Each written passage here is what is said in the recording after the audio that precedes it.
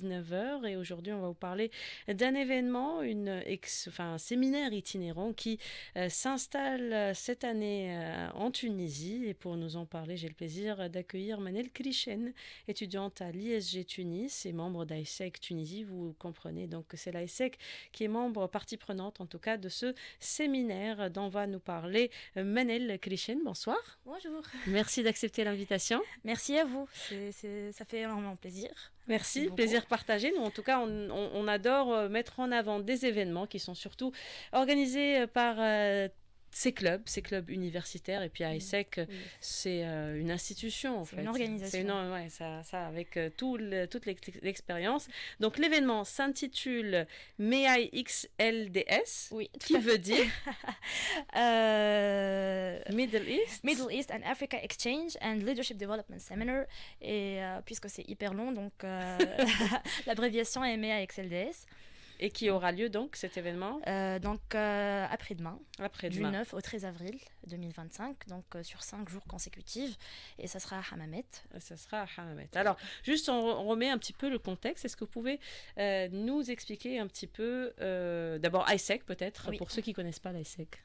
Oui, donc AISEC est la plus grande organisation estudiantine au monde. Donc elle est dirigée par les jeunes, pour les jeunes, et présente dans plus de 100 pays. Donc la mission d'AISEC est de développer le leadership chez les jeunes à travers des expériences interculturelles, des stages à l'étranger, des projets sociaux et des conférences. Et ce, en étant alignés avec les objectifs de développement durable, donc les ODD, qui ont été fixés par les Nations Unies, c'est-à-dire des objectifs à atteindre d'ici 2030. D'accord. Donc en Tunisie, nous avons une présence active dans plusieurs universités et régions, et ce avec un impact direct sur des milliers d'étudiants à travers des projets sociaux, des opportunités de volontariat à l'étranger, des conférences comme celle que nous allons organiser d'ailleurs. Il n'y a pas que celle-ci, il y a plusieurs Il y a des événements locaux et des événements internationaux. Alors il y a des événements locaux au niveau des comités locaux, c'est-à-dire en Tunisie nous avons 11 comités. Et nous avons des conférences à l'échelle nationale, donc ça rassemble toutes les comités d'AISEC Tunisie. Et il y a encore les conférences régionales comme celle de MEA. Il y a encore les conférences internationales qui rassemblent tous les présidents d'AISEC Global. Voilà. Et vous savez combien d'années que vous faites partie de l'AISEC? 2 ans. 2 ans. Pourquoi vous avez rejoint ce groupe? Ce réseau, plutôt, c'est plus... Parce que ça m'a permis d'acquérir plusieurs développements sur le plan professionnel et personnel. C'est ma seconde famille, AISEC, tout simplement. Je suis très attachée à cette organisation, j'ai appris beaucoup de choses, j'ai eu plein de contacts qui sont vraiment très précieux et qui m'ont aidé à affiner mon projet d'ailleurs professionnel. C'est entre parenthèses, c'est une histoire drôle, mais dans mon parcours académique, j'allais faire finance et j'ai un background en bac maths. D'accord. Et donc grâce à AISEC, grâce au réseau, non, j'ai complètement changé de background. Et vous faites quoi donc du coup aujourd'hui? Du marketing, oui, c'est grâce à l'organisation. Parce que vous avez découvert ça en vous. Oui, tout à fait. Tout à fait. Je suis orientée contact, j'aime beaucoup la créativité, j'aime parler, j'aime négocier avec les personnes. Et donc ça, je l'ai découvert grâce à AISEC. Très bien. J'étais dans ma zone de confort. Exactement. Donc le réseau, ça vous sort un petit peu de votre zone de confort, ça vous apprend, ça vous donne bien sûr des skills, des nouveaux skills, que ce soit soft ou hard skills. Et puis j'arrive pas à y croire d'ailleurs que je suis sur les ondes de RTCI. Ça fait partie de l'exercice aussi. Oui, ça fait partie. C'est un challenge. Et c'est intéressant parce que c'est une expérience qui peut servir dans d'autres circonstances qui ne sont pas forcément médiatiques, mais en tout cas ça sert. Alors justement, cet événement, on y revient au MEAIXLDS. MEAIXLDS. Matrix. Cet événement, donc au fait, expliquez-nous de quoi il s'agit, quelle est la partie qui est gérée par AISEC, puisque j'ai cru comprendre que c'est quelque chose de régional, donc d'itinérant.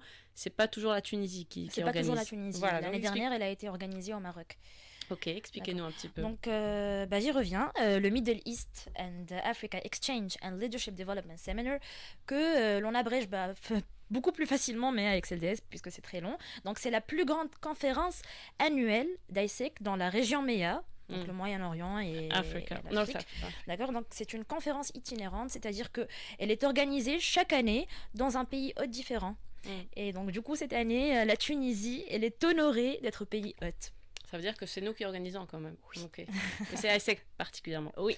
Donc elle va se dérouler du 9 au 13 avril et nous accueillerons à Hammamet plus que 200 jeunes internationaux issus de 27 pays de la région MEA, donc le Moyen-Orient et l'Afrique, des invités du siège international d'AIESEC situé au Canada. Des formateurs, des experts, des entreprises partenaires, aussi bien nationales qu'internationales, des artistes, des coachs et bien sûr les membres d'AIESEC. Donc la conférence, elle comprend des sessions intensives sur le leadership, des ateliers pratiques, des panels, mais aussi des moments de rencontres interculturelles. C'est-à-dire, puisqu'on a plusieurs nationalités, donc oui, il y aura l'aspect échange. Et donc, elle a pour but de former les jeunes leaders capables d'avoir un impact positif dans leur communauté, dans leur organisation et bien au-delà. Donc, leadership qui est à l'honneur, donc forcément, vu le nom du séminaire. Voilà, et le développement, bien sûr. Et finalement, donc, c'est destiné pas que aux membres d'AIESEC dans différents pays, donc tous les potentiels leaders, ou c'est uniquement pour les membres d'AIESEC? C'est uniquement pour les membres d'AIESEC. D'accord. Oui, alors, c'est quoi l'objectif pour ces membres d'AIESEC? Oui, c'est une bonne question. Elle est conçue comme étant un catalyseur du leadership. Elle ne vise pas seulement à rassembler les membres d'AIESEC, mais elle vise à transformer. C'est-à-dire que chaque session est construite pour susciter la réflexion, renforcer les compétences à travers des thèmes, ça diffère les thèmes, confronter les jeunes à des enjeux concrets, c'est-à-dire alignés avec les objectifs de développement durable. Je ne sais pas, moi, par exemple, les SDG numéro 8, qui est l'économie, l'SDG numéro 4 qui est Quality Education. Donc nous parlons des thèmes, des enjeux concrets, et nous parlons d'inclusion aussi, de développement durable, d'innovation sociale ou encore d'entrepreneuriat, bien sûr, l'aspect entrepreneurial. Il n'y a pas que les membres d'AIESEC, il y a aussi les partenaires. Les partenaires avec AIESEC, les entreprises, les associations. Qui sont présentes. Oui, qui sont présentes. Il y a aussi les alumni, celles qui étaient membres d'AIESEC, qui sont aujourd'hui forcément... en tout cas, la plupart ont pas mal réussi professionnellement. Oui, ils sont des entrepreneurs. Ils sont des leaders. Et donc, l'idée est de favoriser une prise de conscience des réalités de notre monde. D'accord. Et en donnant des outils nécessaires durant la conférence pour que chaque participant, au final, il reparte avec des projets, des contacts, une vision plus large ou encore une envie d'agir. Et donc, elle représente également un espace où les frontières géographiques vont s'effacer, ce qui laissera place à la collaboration entre les cultures, les visions et les expériences. C'est très passionnant. Alors, en tout cas, on ressent la passion déjà quand vous décrivez cet événement et votre attachement, bien sûr, à l'AIESEC. Alors, en parlant de frontières géographiques, en parlant d'espace, vous avez choisi Hammamet. Pourquoi? La Tunisie, oui, j'imagine que c'est une décision plutôt oui, c'est une décision stratégique. Mais après, c'est qui a décidé que c'était Hammamet? Les membres, le comité national. Les représentants du comité national, la comité d'organisation et bien sûr le partenariat avec l'hôtel Dial Lamdina. Donc ça a joué pour... En tout cas, c'est la bonne période en tout cas pour être dans une ville balnéaire, on va dire. Donc Hammamet choisi un petit peu pour ça. Tout à fait. Donc d'abord pour la Tunisie, elle a été choisie comme pays hôte. Donc comme je l'ai dit, pour de nombreuses raisons stratégiques et symboliques d'ailleurs. Donc AIESEC Tunisie, il faut savoir qu'AIESEC Tunisie, elle fait partie des comités les plus anciennes. Vraiment, c'est très ancien et les plus dynamiques de la région MEA. Mais pas que dans la région MEA, mais même à l'échelle globale, à l'échelle internationale, pardon. Donc, elle est très dynamique quand on parle d'AIESEC Tunisie. C'est aussi un pays historiquement riche. C'est clair. Donc, nous avons de l'histoire à faire, à raconter d'ailleurs. À nos membres, à nos jeunes internationaux qui vont rester pendant 5 jours ici. Et donc... Vous allez faire vos preuves, du coup. Oui. Donc, qu'est-ce qu'on aura au programme, concrètement? Alors, à quoi on s'attend? Au programme, il y aura des sessions de leadership et les panels. Donc, il y aura des ateliers sur la prise de décision, le leadership conscient, les ODD, l'inclusion, la diversité. Il y aura aussi des interventions de conférenciers internationaux issus d'IC Global, de coachs professionnels, de partenariats stratégiques. Il y a des activités de team building. Donc, voilà le sujet. Il y a le Global Village, c'est-à-dire un rassemblement, des activités en sous-groupe, favorisant les échanges entre les nationalités. C'est-à-dire qu'il y aura des espaces où chaque pays va exposer sa culture. Donc, puis la Tunisie va exposer la harissa, le degla. Et il n'y a pas que la nourriture, il y a aussi la danse, les langues. Tout le patrimoine immatériel, en fait, matériel et immatériel. Il y a même des membres où ils peuvent mettre des petits objets symboliques qui reflètent leur pays ou la tradition de leur pays. Donc ils ont un espace pour représenter tout ce qui définit la culture de ces pays participants. Oui, oui. Chaque pays a son propre espace. Oui. D'accord. Ouais. Alors, panel de discussion. Donc, des panels de discussion, des Team Space et Global Village. Il y a aussi une cérémonie d'ouverture qui aura lieu, je pense, demain ou après-demain. Oui. D'accord, le 9. Et il y aura aussi l'Award Ceremony. Ah, pour récompenser qui et quoi? Pour récompenser les comités les plus performants. D'accord.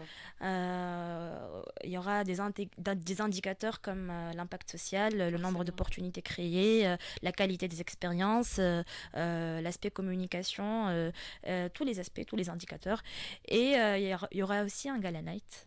Un gala night, c'est mon préféré. Bien faire la fête un petit peu quand même. C'est mon préféré. C'est durant le Regional Awards Ceremony. Ouais. La soirée des awards, c'est la même soirée que la Gala Night. Que la Gala Night, très bien. Et donc, c'est une soirée élégante où les jeunes se retrouvent dans une ambiance festive, un peu festive, pour célébrer l'engagement. Un peu le bal de promo, quoi. Bal de promo. Il y a tous les membres d'ASEC qui sont tirés par les bien habillés. Tirés par 4 épingles. C'est élégant, c'est joli, c'est chic. Très élégant. Très bien, ça donne envie en tout cas tout ça. Le parfum. Alors nous on n'est pas membre d'ASEC. Comment on fait pour suivre cet événement? Ou alors pour les autres qui sont déjà membres, comment ils font pour venir? Donc, mais avant de parler de suivi et communication, il y a le suivi en interne. Ouais. En interne, donc, c'est-à-dire que le MEA ne se limite pas seulement à 5 jours d'affilée, c'est une étape charnière dans le parcours de leadership des participants. Et donc, du coup, après la conférence, il y aura un suivi personnalisé qui est assuré par les comités locaux pour les encourager à mettre en œuvre ce qu'ils ont appris. Et donc, les participants repartent soit avec un plan d'action concret, personnel ou collectif. Donc, il y a des outputs. Oui, soit des engagements à impact à implémenter dans les communautés, et soit avec des contacts ou des opportunités de collaboration régionale ou nationale. Et donc, côté communication, l'équipe de marketing partage en continu des extraits, des interviews, des vidéos, des photos sur les réseaux sociaux, notamment sur Instagram, la page MEA XLDS et ASEC Tunisie, et d'autres comités nationaux pour une visibilité durable. Très bien, donc ça c'est pour la suite. Et juste par rapport à ma question, on peut suivre cet événement quelque part en streaming Sur Instagram, oui. Sur Instagram, il y aura aussi des lives. Oui. Voilà, pour ceux qui peut-être ne peuvent pas se déplacer, ne peuvent pas aller à Hammamet, ne sont pas là, ou qui sont juste curieux de voir ce que fait ASEC Tunisie. Il y a la page officielle d'ASEC Tunisie. Il y a une autre page qui est spécialement dédiée pour la conférence de cette année.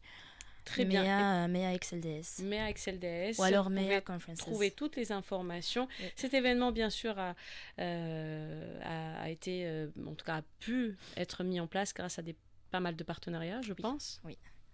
Alors, sans pub, mais qui fait quoi sans citer de marque.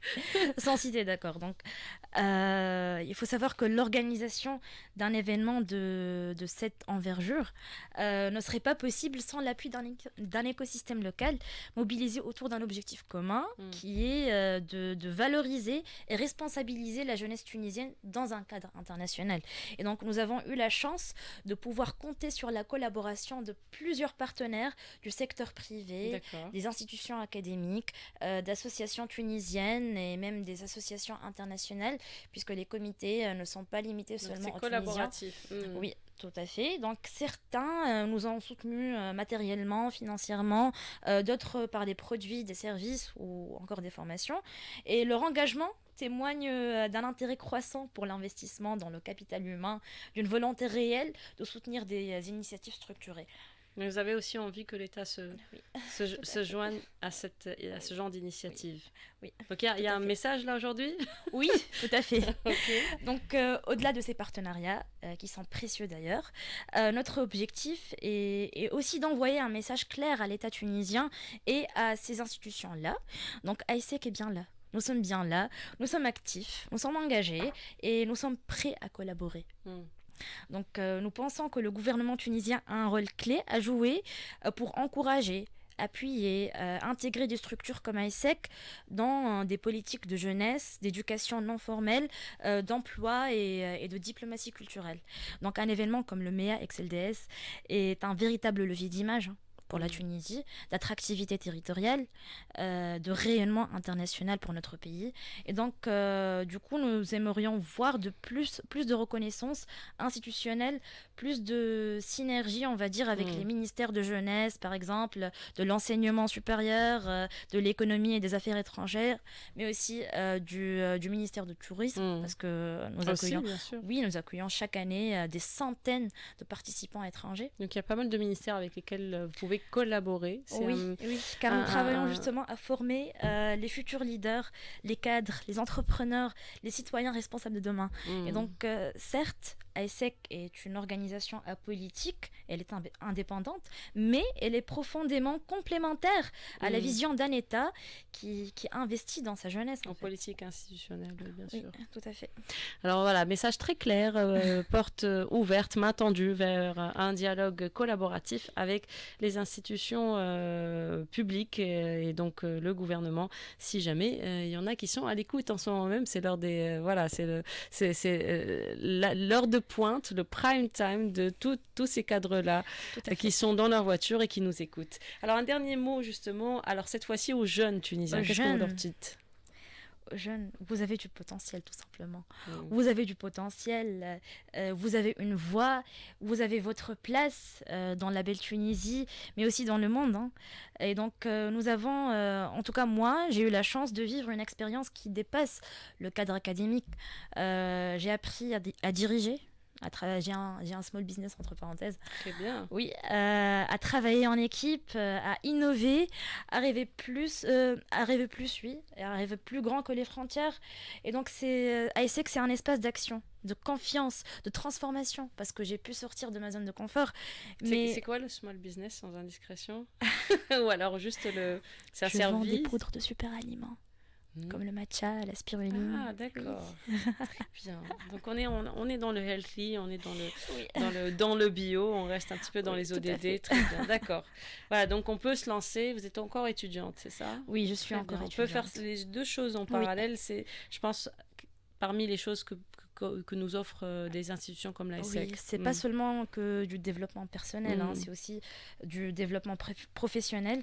Et donc, nous participons concrètement à la dynamique économique, touristique et surtout sociale du pays grâce aux activités, aux programmes d'échange ou encore à des conférences ou les événements. Et donc, à chaque jeune qui nous écoute, osez franchir le pas, prenez le risque, sortez de cette zone de confort, de cette bulle de confort. Elle est vraiment très dangereuse. Ah bah c'est clair. Oui. Et donc, engagez-vous, apprenez, créez, connectez-vous au monde. Voilà, donc c'est ce que j'ai à dire aux jeunes. Très beau message. J'espère que celles et ceux qui nous écoutent servira en tout cas ce message, peut-être qu'il changera, peut-être qu'il fera le déclic dans leur tête. Merci de nous avoir présenté cet événement. Donc le MEA XLDS, le Middle East and Africa Exchange and Leadership Development Seminar, c'est après-demain, c'est du 9 au 13 à Hammamet. Vous pouvez suivre donc aussi online, mais être sur place également si vous faites partie du réseau.